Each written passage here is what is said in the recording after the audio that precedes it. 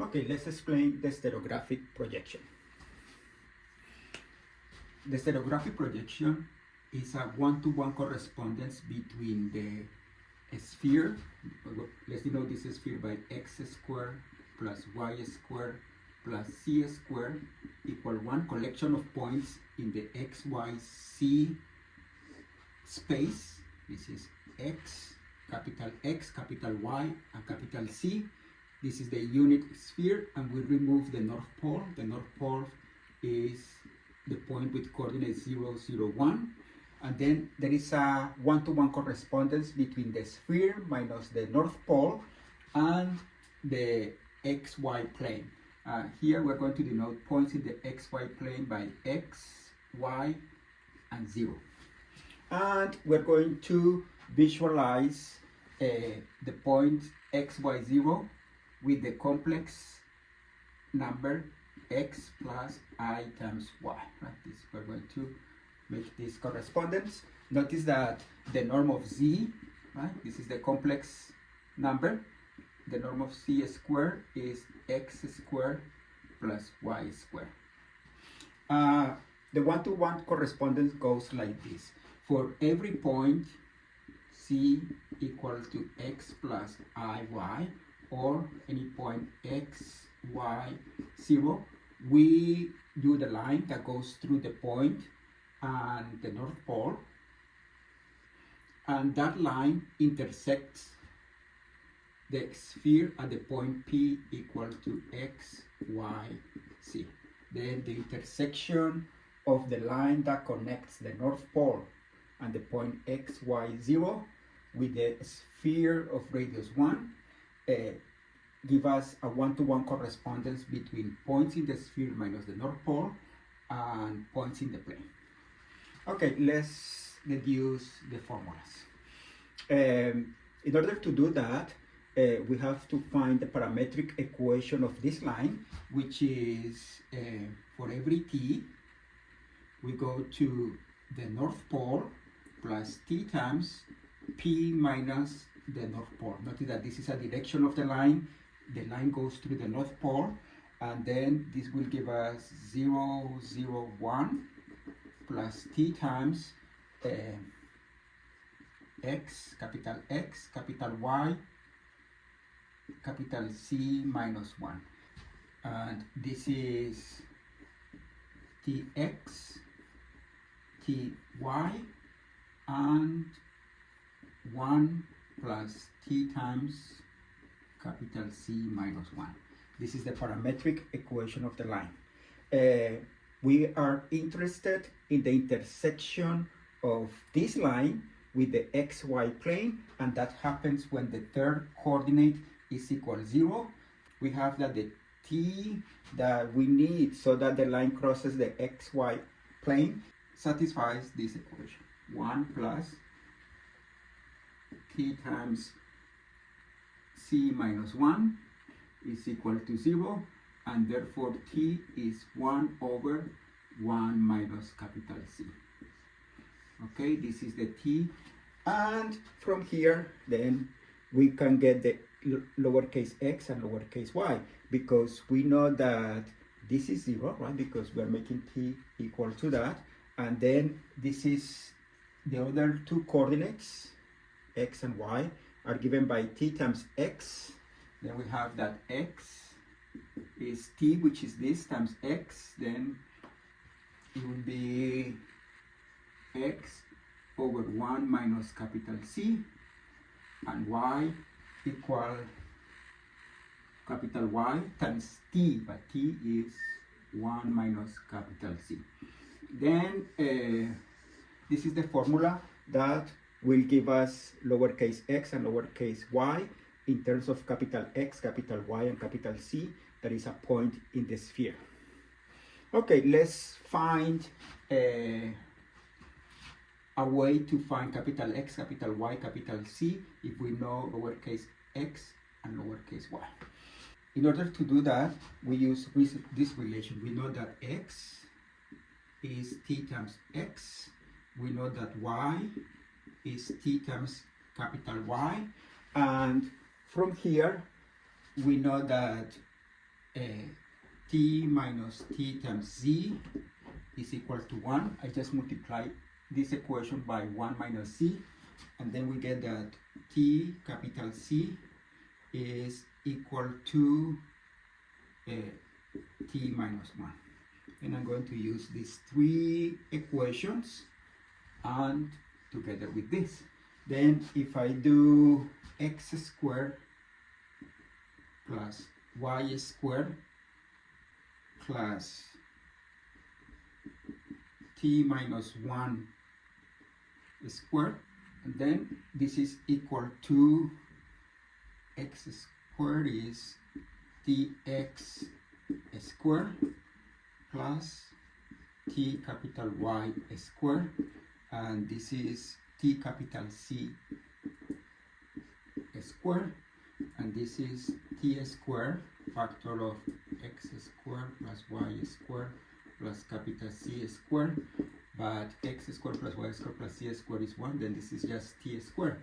Then let's simplify. We have x squared plus y squared plus t squared minus 2t plus 1 equal to t squared. Remember that this is just the norm of the complex number x plus I y. Sorry about the notation. Lowercase c is not like the third entry. The third entry is 0. We are using lowercase c to denote x plus I times y. Then from here we get that the t squared cancel out, and then we get the norm of z squared plus 1 equal to 2t, and therefore t is equal to norm of z squared plus 1 over 2. And the idea is to find capital X, capital Y, and capital C in terms of lowercase s and lowercase y. Then we do it from here. From here we have that capital C is t minus 1 over t, but t minus 1, let's do t minus 1 is the norm of c squared plus 1 over 2 minus 1, and this is the norm of c squared minus 1 over 2. Then when I do this fraction, I end up with norm of z squared minus 1 over norm of z squared plus 1. Remember, this is lowercase c, x plus I times y. Then we have capital C.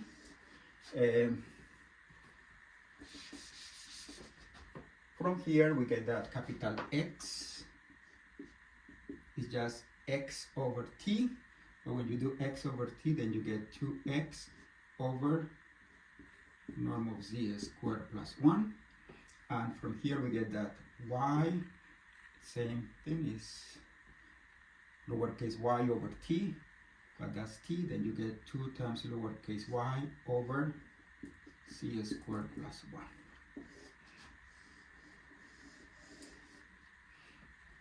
Okay, this is the stereographic projection. How to get the points lowercase x and lowercase y in terms of capital X, capital Y, capital C that is on the sphere. And if you have the point in the plane, lowercase x and lowercase y, this is how you find the points in the sphere. Let us explain how can we show that the stereographic projection sends circles into either a circle or a line in the plane. Notice that it is very evident that if we have a line in the plane, then this is the North Pole. Then when we connect every point in that line with the North Pole, we can think about that plane, and that plane will cross the sphere on a circle that contains the North Pole. Then every line in the plane x, y, 0 goes to a circle on the sphere that contains the North Pole. Right? Then lines in the plane goes to circles that goes through the North Pole. Okay, let's see how, in general, if we have a circle on the sphere, that will project to either a circle or a line in the plane. Every circle on the sphere would be the intersection of a plane with the sphere. Then, and the equation of a plane would be like, is like ax plus by plus c equal to d. This is the equation of a plane in the space, and the intersection of this plane with the sphere will give us a circle on the sphere. But then we know that x is equal to 2x over the norm of z squared plus 1 plus b times y is 2y over the norm of z squared plus 1, and capital C is the norm of z squared minus 1 over the norm of z squared plus 1 equal to d. Then if you have a line in the space and is intersecting the sphere, then the points x and y satisfies this equation. But then from here we get that a times 2x plus b times 2y plus c times, note that this is x squared plus y squared minus 1 is equal to d times, multiplying everything by norm of c squared plus 1, x squared plus y squared plus 1.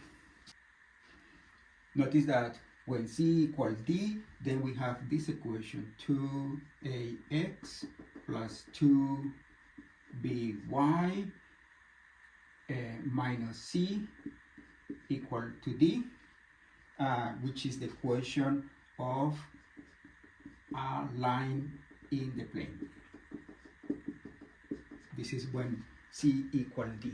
And if c is different from d, then we get an equation like this, like c minus d times x squared plus y squared, and here it would be minus c minus d plus 2ax plus 2by equals 0. And you can check that this is the equation of a circle.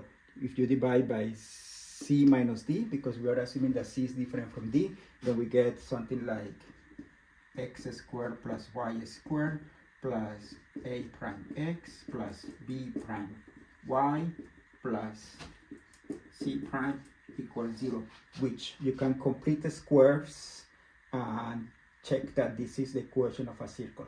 Then we have that the intersection of the sphere with a plane that produces a circle in the sphere corresponds with either a line or a circle in the plane.